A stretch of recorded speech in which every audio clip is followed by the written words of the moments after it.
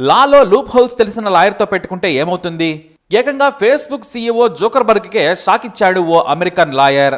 ఇతను ఆగడో సినిమాలో ఎంఎస్ నారాయణ కంటే డేంజర్.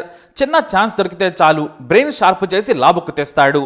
దారికొచ్చాడా ఎంతో కొంత డబ్బులు పేసుకి వదిలేస్తాడు. కాదు కూడదంటే మాత్రం తన టాలెంట్తో ముచ్చెమటలో పట్టించి తప్పైపోయింది మహాప్రభో, చట్టం తెలియక చుట్టాలనుకుని లైట్ తీసుకున్నామని అపోజిషన్ పార్టీ బేరానికి వచ్చే వరకు వదలడు. సింపుల్గా చెప్పాలంటే లాని జుర్రిన మేధావి. అయితే ఇతనికి ఏకంగా ఫేస్బుక్కే చిక్కుతుందని అస్సలు ఊహించలేదు.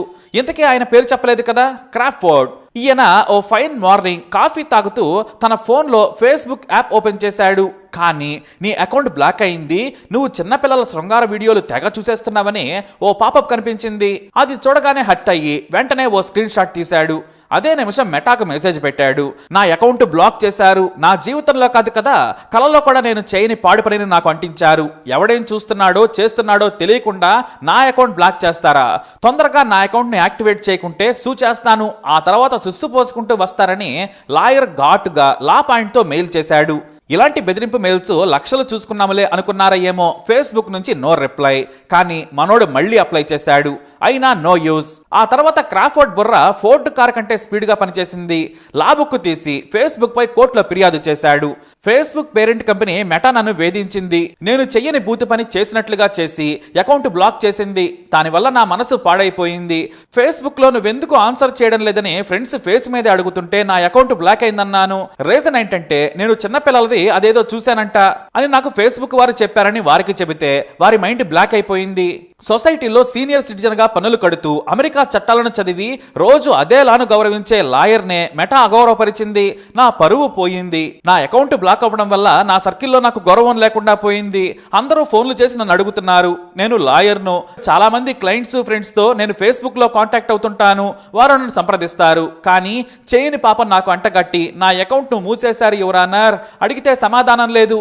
2 వారాల నుంచి నేను వేదనకు గురయ్యాను. కాబట్టి నా మానసిక వేదనకు విలువ కట్టి నాకు న్యాయం చేయమని కళ్ళు తుడుచుకుంటూ according to the given sections అంటూ 100 పేజీల పిటిషన్ వేశాడు లాయర్. ఆ పిటిషన్ పెద్దగా ఉందని చదవడానికి వారం టైం అడిగాడు న్యాయమూర్తి. లేట్ అయినా పర్వాలేదు యువర్ ఆనర్, మెటాను పిలుస్తారో జోకర్బర్గ్ను ఈడుస్తారో మీ ఇష్టం మై లార్డ్, కానీ ఆ ఫేస్బుక్ కు లార్డ్ కనిపించేలా తీర్పు కావాలన్నాడు.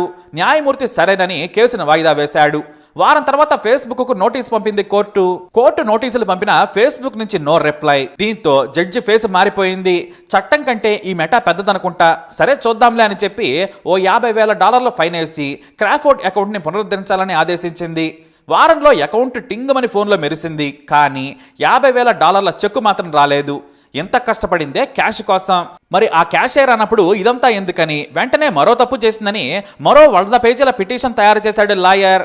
బ్రెయిన్ మొత్తం వాడి నాకైనా ఖర్చులతో పాటు కోర్టు తీర్పంటే లెక్క లేకుండా చేస్తూ ఉన్నారు.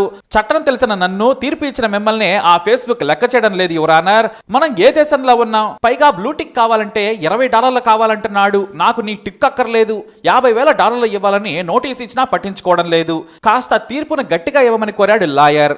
ఈసారి నోటీసు సీరియస్ గా వెళ్ళింది. దీంతో మెటా నుంచి పేరున్న లాయర్ కోర్టుకి పరిగెత్తుకుంటూ వచ్చాడు. మాకు నోటీసు అందిన మా సిబ్బంది గుర్తించలేకపోయారు. రోజు 100 మెయిల్స్ వస్తూ ఉంటాయి యువర్ ఆనర్. $50,000 చెక్కును కోర్టులో జమ చేస్తున్నామని చెప్పాడు ఆ లాయర్. కానీ క్రాఫోర్డ్ ఒప్పుకోలేదు. చట్టం తన పని చేసుకునే సమయంలో ఫేస్బుక్ మోకాలడ్డింది. కోర్టు తీర్పునే లెక్క చేయలేదు. నా మానసిక వేదనను పెంచింది. లక్షలు సంపాదించే ఛాన్స్ ఉన్నా నా క్లయింట్లను మీ ఫేస్బుక్ లో అకౌంట్ బ్లాక్ అవడం కారణంగా కోల్పోయాను. చిన్నపిల్లల బూతు బొమ్మలు చూస్తున్నావని, తప్పుడు పనులు చేస్తున్నానని నాకు మెయిల్ పెట్టారు. దీనివల్ల నాకు క్లయింట్లు రాలేదు, లక్షలు నష్టపోయాను. దానికి నాకు నష్టపరిహారం కావాలన్నాడు క్రాఫోర్డ్. సరే ఎంత కావాలని మెటా లాయర్ అడిగితే $1 మిలియన్ కావాలన్నాడు క్రాఫోర్డ్. ఆ నెంబర్ వినగానే జడ్జికే దాహం వేసి నీళ్లు తాగాడు. అకౌంట్ బ్లాక్ అయినందుకు ఫైన్ కట్టనందుకు $1 మిలియన్. నా జీతం కంటే వీడికేసే బాగుందనుకున్నాడు జడ్జి. $1 మిలియన్ అనగానే మెటా లాయర్కు మతిపోయింది. What is this your honour అన్నాడు. అది వినగానే జడ్జికి కాలింది. మరి ఈ ఏడుపు మొదటి తీర్పు అప్పుడే ఉంటే బాగుండేది. 2 సార్లు కోర్టు ధిక్కరణకు పాల్పడ్డారు. అలా అని మరీ $1 మిలియన్ అంటే కష్టం. కానీ ఇంకో $50,000 ఫైన్ ఇస్తున్నట్లు తీర్పునిచ్చారు న్యాయమూర్తి.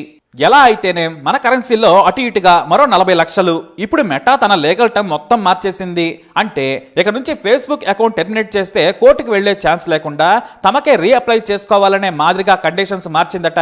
తెలివైన లాయర్ ఫేస్బుక్ చేసిన 2 తప్పులను క్యాష్ చేసుకోవడం యుఎస్ లో సంచలనంగా మారింది. మామూలుగానే అమెరికాలో లాయర్లకు డిమాండ్ ఎక్కువ. అక్కడ ఏ మాత్రం ఛాన్స్ ఉన్నా సరే లాలో లూప్ హోల్స్ తో చిడుగుడాడేసుకుంటారు. ఇక చట్టాలు కూడా కఠినంగా ఉండడంతో చిన్న తప్పులకు కూడా భారీ శిక్షలు పడుతూ ఉంటాయి. అది ఫేస్బుక్ ఫైన్ కదా. మరి ఈ స్టోరీపై మీ అభిప్రాయాన్ని కమెంట్ ద్వారా తెలియజేయండి. ఇలాంటి ఇన్ఫర్మేషన్స్ కోసం వీడియో లైక్ చేయండి, షేర్ చేయండి, మా ఛానల్ని సబ్స్క్రైబ్ చేసుకోండి.